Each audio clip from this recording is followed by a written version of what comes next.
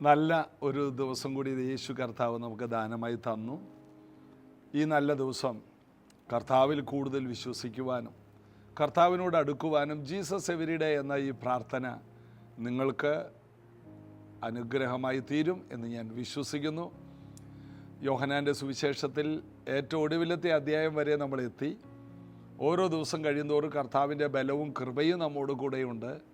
പ്രാർത്ഥനയുടെ ശക്തി എന്താണെന്ന് പ്രാർത്ഥിക്കുമ്പോഴാണത് മനസ്സിലാവുന്നത്.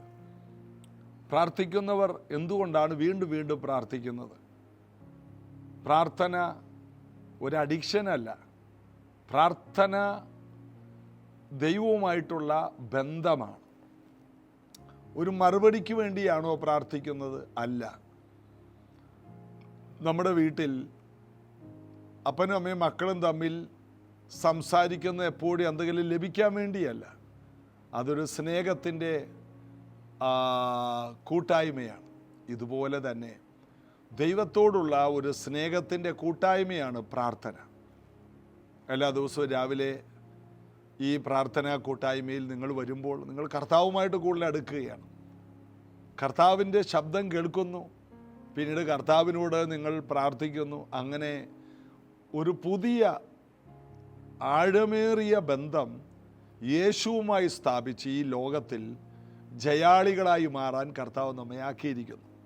അതുകൊണ്ട് ഓരോ ദിവസവും ബൈബിൾ വായിക്കുമ്പോൾ, പ്രാർത്ഥിക്കുമ്പോൾ, നമ്മൾ ദൈവവചനം കേൾക്കുമ്പോൾ നമ്മുടെ വിശ്വാസം സജീവമാകും, നമ്മുടെ അഭിഷേകം വർദ്ധിക്കും, നമ്മുടെ കൃപകൾ വർദ്ധിക്കാനിടയാകും. അപ്പോൾ ഒരിക്കലും ഒരാൾ പറഞ്ഞു, ബുദ്ധിമുട്ടുകളും പ്രശ്നങ്ങളും നിങ്ങളുടെ ജീവിതത്തിലേക്ക് വരുന്നത് നിങ്ങളെ തകർക്കാനല്ല, മറിച്ച് നിങ്ങളുടെ ഉള്ളിലെ കഴിവുകളെയും ശക്തിയെയും തിരിച്ചറിയിച്ച് തന്ന് സഹായിക്കാനാണെന്ന്. ജീവിതത്തിൽ ബുദ്ധിമുട്ടുകളും കഷ്ടങ്ങളും വരുമ്പോൾ നമ്മൾ ചെയ്തുകൊണ്ടിരിക്കുന്നത് ചെയ്യാതെ അവിടെ നിന്ന് നമ്മൾ മാറിപ്പോവും, അടുത്ത കാര്യങ്ങൾ കണ്ടുപിടിക്കും. അങ്ങനെ നമ്മുടെ ഉള്ളിലെ കഴിവുകളെ പുറത്തെടുക്കുവാൻ ബുദ്ധിമുട്ടുകളും കഷ്ടങ്ങളും നമുക്ക് ഉപകാരമായി തീരുന്നു. ജീവിതത്തിൻ്റെ പ്രതികൂലങ്ങളിലാണ് പലരും അവരുടെ കഴിവുകളെ പുറത്തെടുക്കുന്നത്. എത്രയോ സ്ത്രീകളെ നമുക്കറിയാം, ഭർത്താവ് മരിച്ചുപോയി, കുഞ്ഞുങ്ങളെ വളർത്തണം, ഒരു രംഗത്ത് വരും, അവരുടെ കഴിവുകളെ പുറത്തെടുക്കും.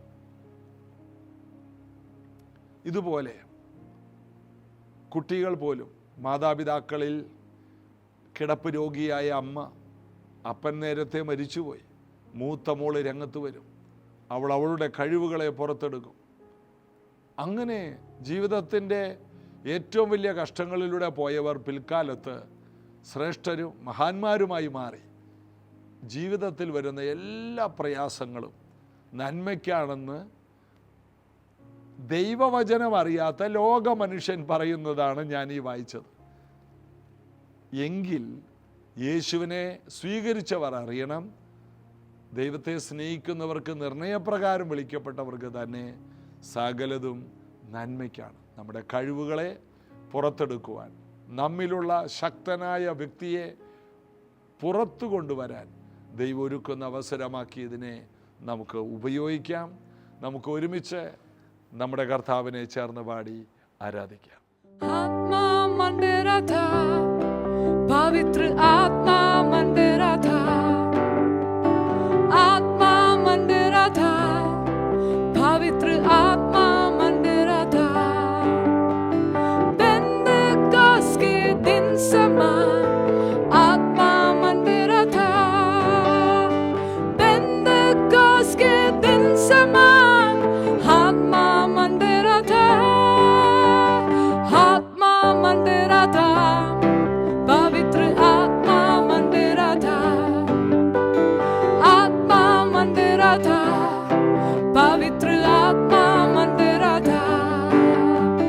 पेंतेकोस्त के दिन समान आत्मा मंदिरा था, पेंतेकोस्त के दिन समान आत्मा मंदिरा था. अंधे देखते हैं, लंगड़े चलते हैं, अंधे देखते हैं, लंगड़े चलते हैं. यीशु मसीह के नाम से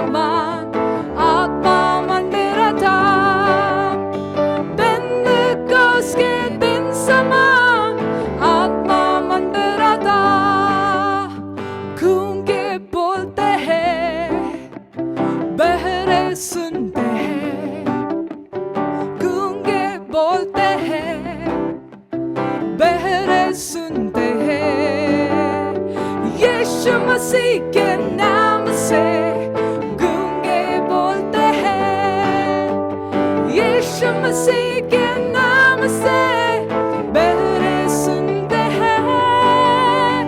आत्मा मंडरा था, पवित्र आत्मा मंडरा था, आत्मा मंडरा था, पवित्र आत्मा मंडरा था। पेंतेकोस के दिन समान आत्मा मंडरा था, पेंतेकोस के दिन समान आत्मा मंडरा था। शैतान कामता है, शैतान भागता है, शैतान कामता है, शैतान कामता है। यीशु मसीह के नाम से शैतान कामता है, यीशु मसीह के नाम से शैतान भागता है।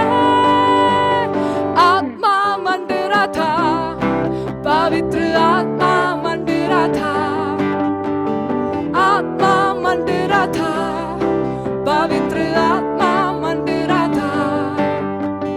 पेंतेकोस के दिन समान आत्मा मंडरा था, पेंतेकोस के दिन समान आत्मा मंडरा था, आत्मा मंडरा था, पवित्र आत्मा मंडरा था, आत्मा मंडरा था, पवित्र आत्मा मंडरा था। पेंतेकोस के दिन समान आत्मा मंडरा था, पेंतेकोस के दिन समान आत्मा मंडरा था। ഇന്ന് നമ്മൾ യോഹന്നാൻ്റെ സുവിശേഷം അവസാനത്തെ ആ ഭാഗങ്ങൾ പൂർത്തിയാക്കി. ഇന്ന് യോഹന്നാൻ്റെ സുവിശേഷം പൂർത്തിയാക്കി തീർക്കുവാനാണ് നമ്മൾ ആഗ്രഹിക്കുന്നത്. ഏറ്റവും ഒടുവിലത്തെ ഭാഗത്തിലേക്ക് നമ്മൾ കടന്നു വന്നു. യോഹന്നാൻ 21:18-19 വാക്യങ്ങളിൽ നമ്മൾ കാണുന്നത്, ആമേൻ ആമേൻ ഞാൻ നിന്നോട് പറയുന്നു, നീ യൗവനക്കാരനായിരുന്നപ്പോൾ നീ തന്നെ അരകെട്ടി ഇഷ്ടമുള്ളിടത്ത് നടന്നു. വയസ്സനായ ശേഷമോ നീ കൈനീട്ടുകയും മറ്റൊരുത്തൻ നിൻ്റെ അരകെട്ടി നിനക്കിഷ്ടമില്ലാത്ത ഇടത്തേക്ക് നിന്നെ കൊണ്ടുപോകും ചെയ്യുമെന്ന് പറഞ്ഞു. അതിനാൽ അവൻ ഇന്ന വിധം മരണം കൊണ്ട് ദൈവത്തെ മഹത്വപ്പെടുത്തും എന്ന് കർത്താവ് സൂചിപ്പിച്ചു. ഇത് പറഞ്ഞിട്ട് എന്നെ അനുഗമിക്കുക എന്ന് അവനോട് പറഞ്ഞു. പത്രോസിനോട് കർത്താവ് പറഞ്ഞത്, പത്രോസേ, നിന്റെ മരണം ഇങ്ങനെയായിരിക്കും. യോഹന്നാൻ അതിനെക്കുറിച്ച് എഴുതിയിരിക്കുന്നത് ഇങ്ങനെയായിരിക്കും, ഇന്ന മരണം കൊണ്ടാണ് കർത്താവിനെ മഹത്വപ്പെടുത്തുന്നത്.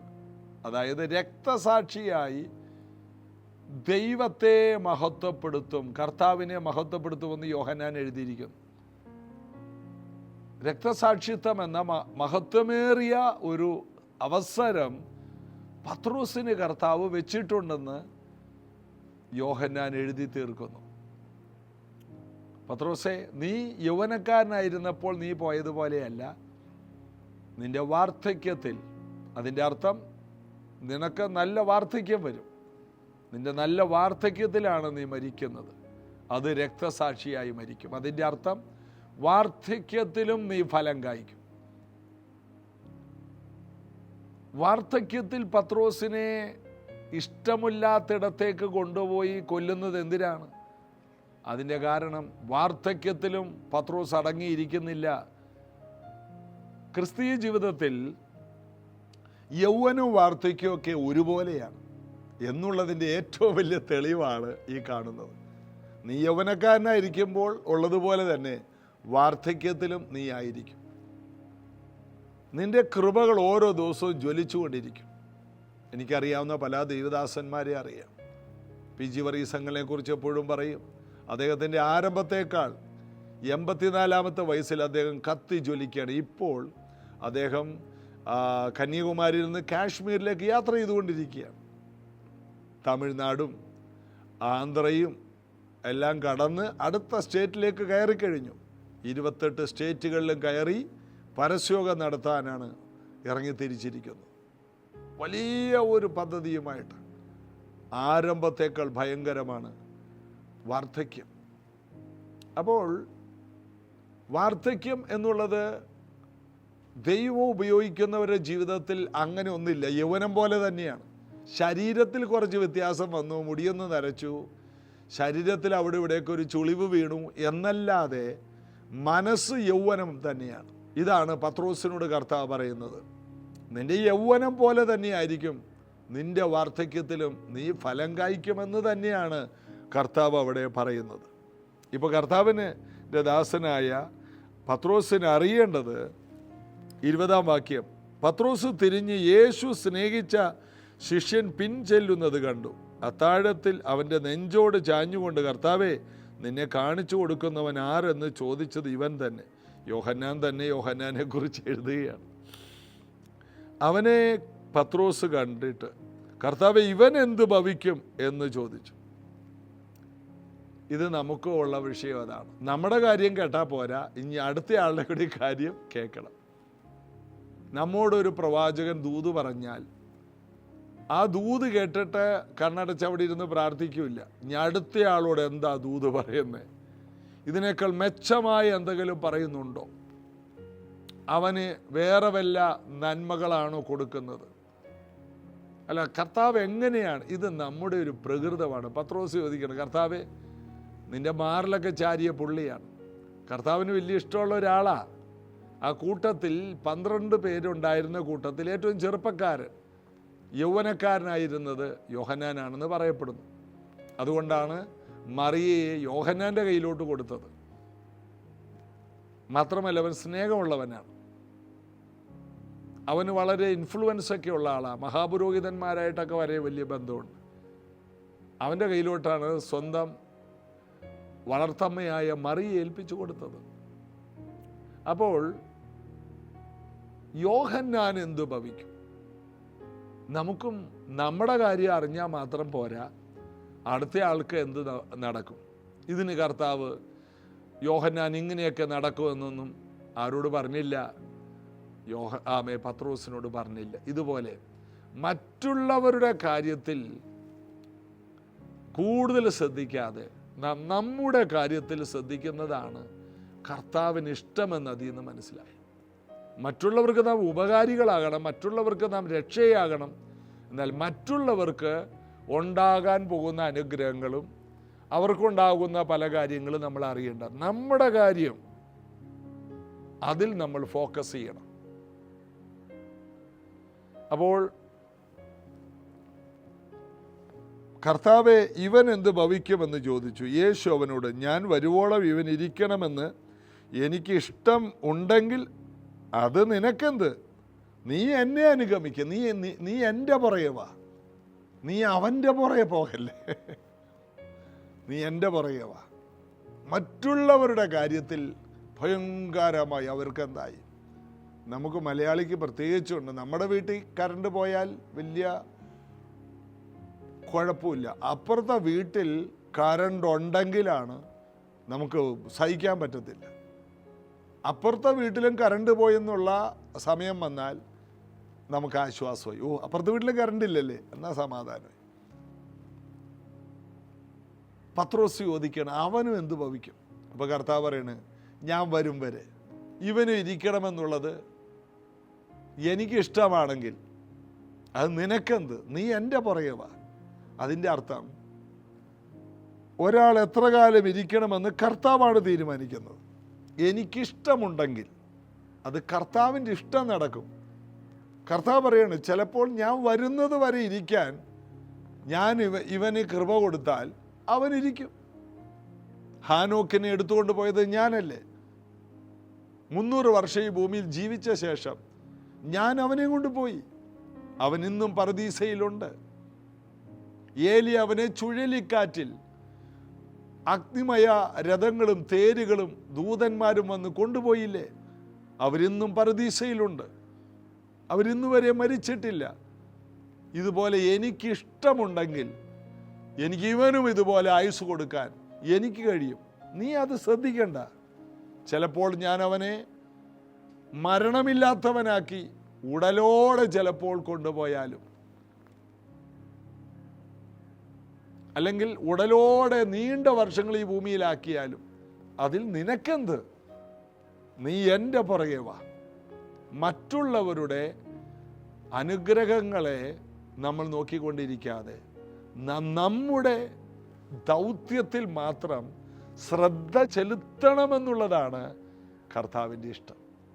അതുകൊണ്ട് മറ്റുള്ളവരുടെ കാര്യത്തിൽ കൂടുതൽ അയ്യോ നമ്മുടെ ചർച്ചിൽ വരുന്ന അവരധികം നാളായില്ല വന്നിട്ട് ആ 2 മാസമായുള്ളൂ, ഉടനെ ആ കൊച്ചിന് അഡ്മിഷൻ കിട്ടിയിരിക്കുന്നു, ആ സ്ത്രീയുടെ ഭർത്താവിന് പ്രമോഷൻ കിട്ടിയിരിക്കുന്നു.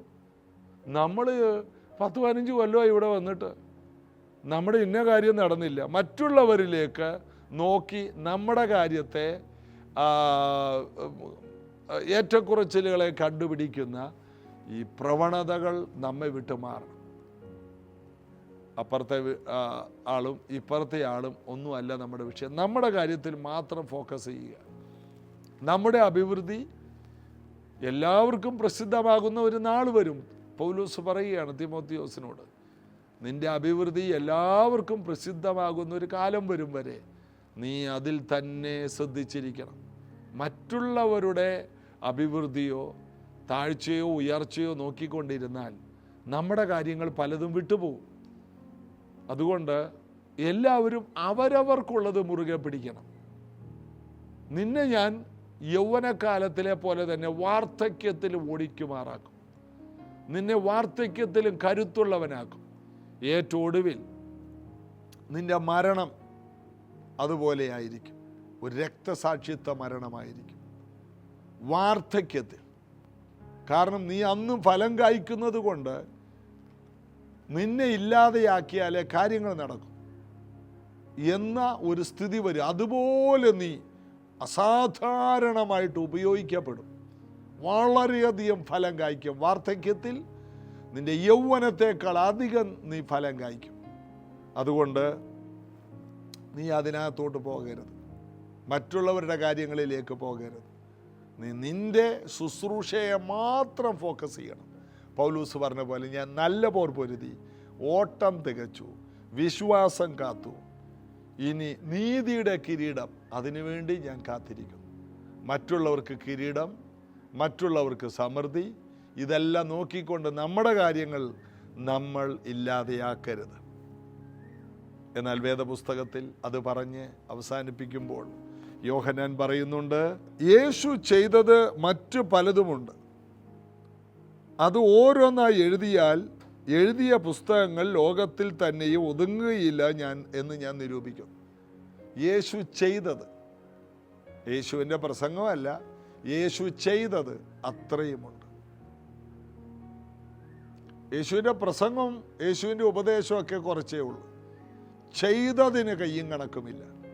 എന്താണ്? നന്മ ചെയ്തത്, അനുഗ്രഹിച്ചതിന്, സൗഖ്യമാക്കിയതിന്, ഭൂതങ്ങളെ പുറത്താക്കിയതിന്, മരിച്ചവരെ ഉയർപ്പിച്ചതിന്, 5 അപ്പം വർദ്ധിപ്പിച്ചത്, ഇതുപോലെയുള്ള മനുഷ്യ സമൂഹത്തിന് വേണ്ട നന്മ ചെയ്തത് യേശു ചെയ്തതുപോലെ ഒരു മഹാത്മാവും ചെയ്തിട്ടില്ല.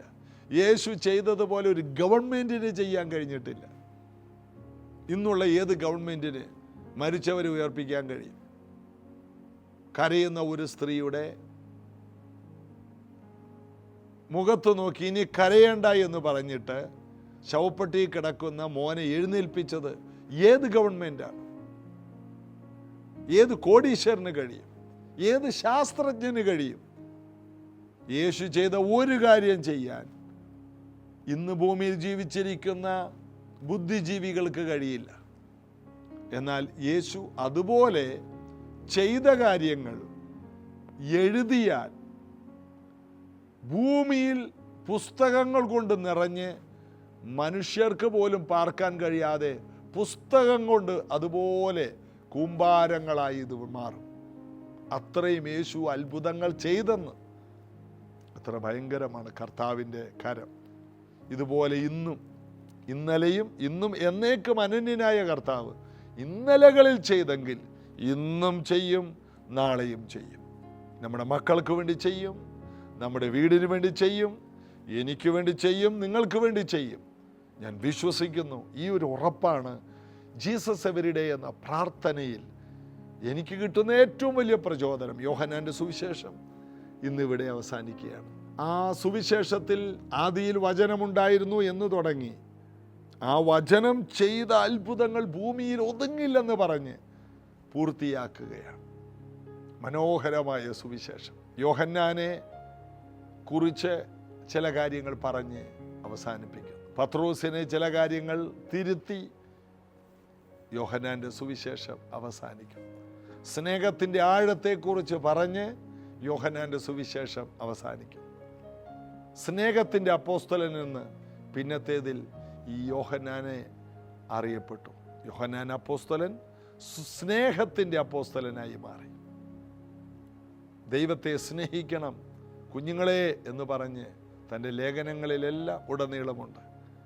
സ്നേഹം ഏറ്റവും ശക്തിയാണെന്ന് എങ്ങനെ യോഹന്നാന് മനസ്സിലായി? യേശു പത്രോസിനോട് സംസാരിക്കുന്നത് കേട്ടപ്പോൾ യോഹന്നാന് മനസ്സിലായി ഏറ്റവും വലിയത് സ്നേഹമാണ്. ഇവരിലധികമായി അത് യോഹന്നാൻ ഒരു ആയുധമായി എടുത്തു. നിങ്ങൾ തമ്മിൽ സ്നേഹിക്കണം എന്നൊരു ഉപദേശം ഞാൻ നിങ്ങൾക്ക് തരുന്നു. സ്നേഹത്തിൻ്റെ ഏറ്റവും ശക്തിയുള്ള ലേഖനം യോഹന്നാൻ എഴുതി. ഏറ്റവും വലിയ ആയുധം ദൈവസ്നേഹമാണ്, ദൈവത്തോടുള്ള സ്നേഹമാണ് എന്ന് അദ്ദേഹം പറയാൻ ഇടയായി തീർന്നു. ഇതുപോലെ കർത്താവിനെ സ്നേഹിച്ച്, കർത്താവിൻ്റെ വഴിയിൽ നടന്ന്, കർത്താവിൻ്റെ ഇഷ്ടങ്ങൾ ചെയ്ത്, കർത്താവിൻ്റെ വേലയിൽ മാത്രം ശ്രദ്ധ കേന്ദ്രീകരിച്ച് ജയാളികളായി മാറാൻ യേശു കർത്താവ് നമ്മെ സഹായിക്കട്ടെ. പ്രാർത്ഥിക്കാം. യേശുവിൻ്റെ നാമത്തിൽ ഇന്ന് ഈ വചനങ്ങൾ കേട്ട എല്ലാവർക്കും ഈ ദൈവവചനം ഉപകാരമായി തീരട്ടെ, സൗഖ്യമായി തീരട്ടെ, സമാധാനമായി തീരട്ടെ, വിടുതലായി മാറട്ടെ, അഭിവൃദ്ധിയായി മാറട്ടെ, പുരോഗതിയായി മാറട്ടെ, പുകഴ്ചകളായി മാറട്ടെ, സൽകീർത്തിയായി മാറട്ടെ, മാന്യതയായി മാറട്ടെ. ഇവരുടെ ജീവിതത്തിൽ ഇന്നു മുതൽ വലുത് സഫലമായ വാതിലുകളെല്ലാം തുറന്നു വരട്ടെ. എല്ലാ മടുപ്പുകളും നിരാശകളും ഇവരെ വിട്ട് മാറട്ടെ. ദൈവവചനം ഇവരെ തൊടട്ടെ. ദൈവവചനത്തിലുള്ള ദൈവശക്തിയാൽ ഇവർ നിറയട്ടെ. അനുഗ്രഹിക്കുന്നു യേശുവിൻ നാമത്തിൽ. ആമേൻ. കർത്താവിൻ്റെ കൃപയിൽ നമുക്ക് നിറയാം. യോഹന്നാൻ്റെ സുവിശേഷത്തിലെ സത്യങ്ങളെ നമുക്ക് നമ്മുടെ ജീവിതത്തിലേക്ക് പകർത്തിയെടുക്കാം. നാളെ ഇതേ സമയത്ത് ഒരു പുതിയ അധ്യായവുമായിട്ട് നമുക്ക് ഒരുമിച്ച് കൂടാം. God bless you.